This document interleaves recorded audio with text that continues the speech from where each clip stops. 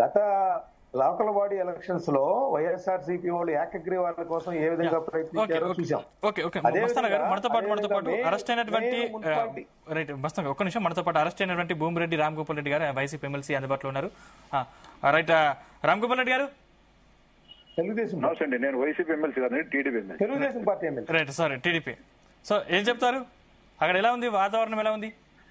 ప్రశాంతంగా ఎన్నికలు జరుగుతున్నాయి. మొట్టమొదటిసారిగా ఒక 4 దశాబ్దాల తర్వాత ఎవరి ఓటు వాళ్ళను వారి బ్యాలెట్ తీసుకుని వాళ్ళే ఓటు వేసుకుంటారు. నచ్చిన వ్యక్తికి, మెచ్చిన పార్టీకి బ్రహ్మాండంగా పోలింగ్ జరుగుతోంది. ఎలాంటి గలబాలు కానీ ఇంకోటి లేవు. ప్రశాంతమైన వాతావరణంలో ఈ క్షణం వరకు అయితే ఎన్నికలు బాగా జరుగుతున్నాయి.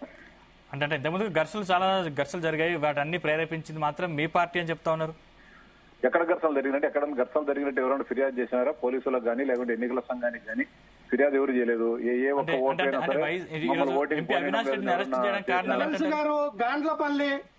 గాండ్లపల్లి మీకు గుర్తుందండి? ఐడియా ఉందా గాండ్లపల్లి? ఏంది ఐడియా? గాండ్లపల్లిలో వైఎస్ఆర్ పార్టీ బూత్ ఏజెంట్లు బయటికి లాగేశారు మీ టీడీపీ గోండాలో. మీకు కనపడట్లేదా? లైవ్ లో కనపడతా ఉంది. ఎవరు లాగలే, మీ సాక్ష్యాలు కనపడుతుంది అంతే. మీరు అద్దాలు వేసుకుంటే అద్దాలు తీసి చూడండి. 3-4 వేల మంది మీరు అరెస్ట్ అయిన కూడా మీరు ఇప్పుడు టీవీలో మాట్లాడుతూ ఉన్నారంటే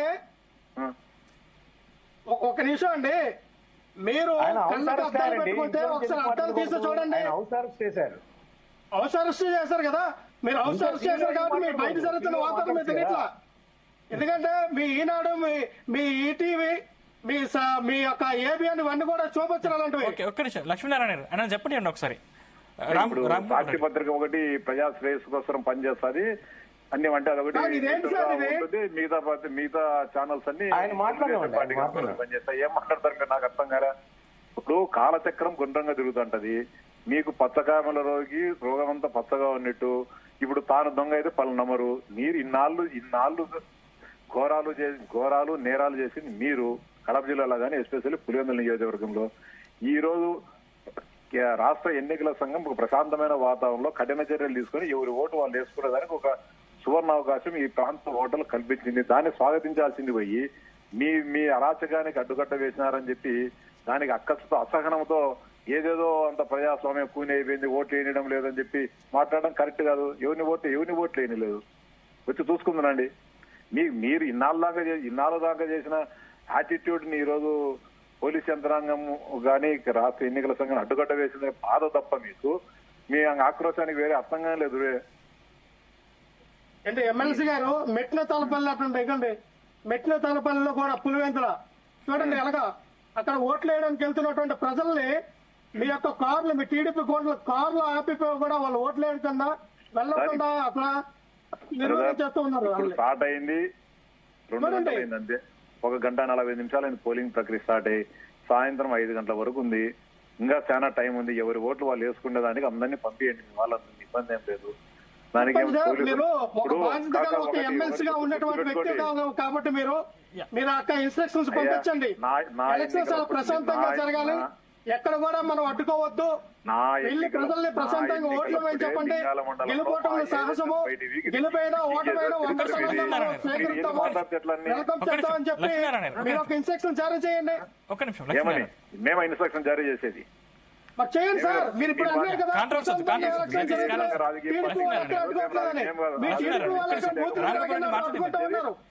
ఎన్నికల సంఘం ఇస్తుంది, జిల్లా అధికారి ఎన్నికల సంఘానికి, ఎన్నికల కమిషన్ మీరు చెప్పండి. ఒక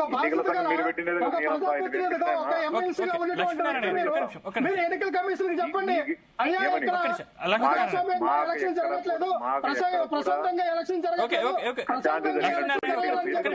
మీరు ఎన్నికల కమిషన్ కి, ఎన్నికల సంఘానికి చెప్పండి. మీ బాధ్యత మీరు చెప్పుకోండి. నిజంగా మీకు ఫిర్యాదు చేసుకోండి. ఎమ్మెల్సీ గారు మేము కూడా చెప్పాము, మీరు కూడా చెప్పాలంట్లో మీరు ఉన్నారు కాబట్టి ఎన్నికలు ఎవరి ఓటు వాళ్ళు వేసుకుంటున్నారు కాబట్టి చెప్పాల్సిన అవసరం లేదు. నిజంగా శాంతి భద్రతలు విఘాతం కలిగించి ప్రజల హక్కులకు భంగం కలిగితే ఖచ్చితంగా చెప్తాం. ప్రస్తుతం ఇప్పటి వరకు జరిగిన పోలింగ్, ఈ 2 గంటల్లో జరిగిన ప్రక్రియలో ఎలాంటి ప్రజాస్వామ్యం, ఎలాంటి విఘాతం కలగలేదు. స్వేచ్ఛగా ఓటర్లు ఓటు వేసుకుంటున్నారు. వచ్చి మీకు ఏదైనా సమస్య ఉండేటంటే మీరు ఎన్నికల సంఘానికి, పోలీసు అధికారులకు ఫిర్యాదు చేసుకోండి. మీ బాధ్యత అది. పోలీసు వ్యవస్థ ఎన్నికల సంఘం ఎక్కడ పనిచేస్తా ఉంది ఎమ్మెల్సీ గారు? మీరు చెప్తున్నట్టుగా ఉన్నారు కదా, పోలీసు వ్యవస్థ కానీ ఎన్నికల సంఘం మీరు చెప్పిన మాటలే వింటా ఉన్నారు. మీకు అనుకూలంగా పనిచేస్తుంది ఎన్నికల సంఘం అనేది ఇండిపెండెంట్ వ్యవస్థ. వ్యవస్థ అనేది మీరు మీకు అనుకూలంగా వ్యవహరిస్తూ ఉంటే ఇంకా ప్రజాస్వామ్యంలో ప్రజాపతికంగా ఎలక్షన్ ఎలా జరుగుతాయి సజావంగా?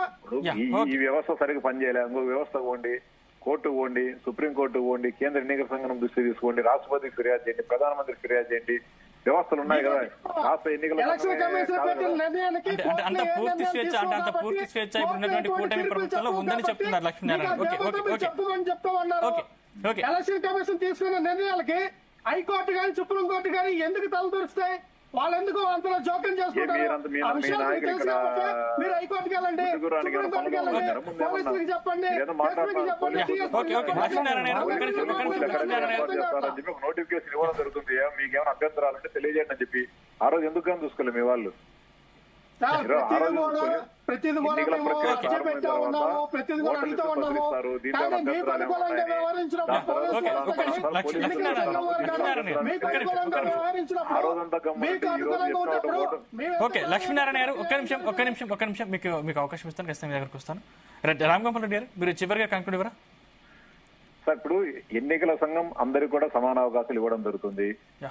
మామూలుగా అయితే నేనేమి ట్రబుల్ మాంగని కాదు, శాంతి భద్రతలకు విఘాతం కలిగించే వాళ్ళు నా మీద నేనేమి గతంలో జరిగిన అనేక ఎన్నికలప్పుడు ఘోరాలు నేరాలు లేకుంటే రిగ్గింగ్లు పాల్పడిన సంస్కృతి లేదు, ఆమె కేసులు కానీ నాకేం లేవు. ఇప్పుడు అనవసరంగా ఎన్నికల సంఘం ఏంది, మేము చాలా మంది మాట్లాడుతున్నారు అధికార పార్టీ కదా మిమ్మల్ని ఎంకరేజ్ చేస్తారని చెప్పి. ఎన్నికల సంఘం నిష్పక్షపాతంగా వ్యవహరిస్తుంది, జిల్లా పోలీస్ యంత్రాంగాన్ని నిష్పక్షపాతంగా వ్యవహరిస్తుంది. కాబట్టి నన్ను కానీ తీసుకొని వచ్చేసి ఇడుగులపై ఆర్కే వ్యాలీ పోలీస్ స్టేషన్ లో నిర్బంధించడం జరిగింది. బలవంతంగా చొక్కాలు పట్టుకొని లాక్కొని వచ్చి ఇక్కడికి తీసుకొని రావడం జరిగింది. ఎన్నికలు సజావుగా జరిగేదానికి అన్ని చర్యలు రాష్ట్ర ఎన్నికల సంఘం కానీ జిల్లా పోలీస్ యంత్రాంగం కానీ తీసుకోవడం జరుగుతుంది. 40 ఏళ్ల తర్వాత మొట్టమొదటిసారిగా ప్రజలు స్వేచ్ఛాయుత వాతావరణంలో వాళ్ళ ఓటును వాళ్ళు వినియోగించుకుంటున్నారు. ఈ రోజు ప్రజాస్వామ్యం గెలిచింది, ప్రజలు గెలిచింది. 12వ తేదీ ఈ రోజు ఎన్నికలు, 14వ తేదీ కౌంటింగ్. భారతదేశానికి స్వాతంత్రం ఆగస్టు 15వ తేదీ వస్తే పులివెందుల ప్రజానీకానికి ఒక రోజు ముందే స్వాతంత్రం రాబోతుంది. స్వేచ్ఛగా మా ఓట్లు మేము వేసుకున్నాం దశాబ్దాల తర్వాత అనేది ఒక చారిత్రక ఘట్టం మరో 2 రోజుల్లో పులివెందులో ఆవిష్కరించబడుతుంది. మస్తానరావు గారు సార్, ఇప్పుడు ఈ ఎన్నికలు రాజకీయ పార్టీలు ఎక్కడి దాకా తీసుకెళ్ళి అంటే జెడ్పీటీసీ ఎన్నికల్లో కూడా అంటే మన వార్తలన్నీ చూస్తా ఉన్నాం. బంగారం ముక్కు కొడకలు, చీరలు, 15,000 నుంచి 20,000 రూపాయలు ఓటుకి ఇవ్వటాలు, ఇవన్నీ కూడా వార్తలు చూస్తా ఉంటాం.